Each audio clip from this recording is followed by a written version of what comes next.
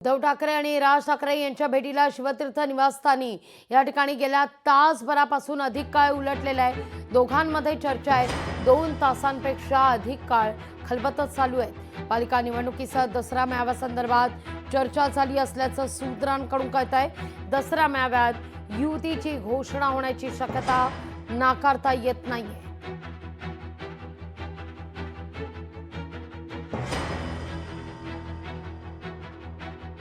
या सगळ्याविषयी अधिक माहिती घेण्याकरता थेट जाऊया आपले प्रतिनिधी स्वप्नील जाधव यांच्याकडे। स्वप्नील, आता एक अशी माहिती समोर आलेली आहे, एक असा अंदाज या ठिकाणी वर्तवला जातोय की दसरा मेळाव्याचं निमंत्रण नेण्याकरता ठाकरे शिवतीर्थावर गेले अशी माहिती मिळतीये।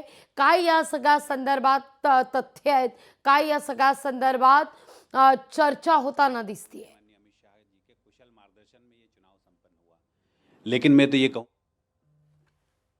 आहे, मात्र यावरती अनेक अटकळ बांधली जाते की हा राजकीय पक्ष आहे आणि राजकीय पक्षाचा हा दसरा मेळावा असणार आहे। शिवसेना ठाकरे गटाचा हा 6 दशकानंतरचा खरं तर दसरा मेळावा आहे। मात्र या दसरा मेळाव्याला शिवसेनेची पुढील ध्येयधोरणे असतील, शिवसेनेचा निर्णय असेल हा सांगितला जातो आणि पुढील निवडणुका असतील किंवा पुढीलचे वर्ष असतं ते त्या ध्येयांवरती, त्या निर्णयांवरती चालत असतं। त्यामुळे आता जर खरं महत्त्वाचा निर्णय जर बघितला तर हा युती संदर्भातला निर्णय आहे। आज जर युती झाली आणि युती संदर्भात जर निर्णय झाली, एक वाक्यता दोन्ही ठाकरे बंधूंमध्ये झाली, तर हा निर्णय दसरा मेळाव्यामध्ये हा नक्की सांगितला जाईल। नक्की याची घोषणा ही दसरा मेळाव्यातून समस्त शिवसैनिकांसमोर, समस्त महाराष्ट्रासमोर करण्यात येईल। मात्र दसरा मेळाव्याला प्रथमच राज ठाकरे तुमच्याकडे पुन्हा येणारच आहे।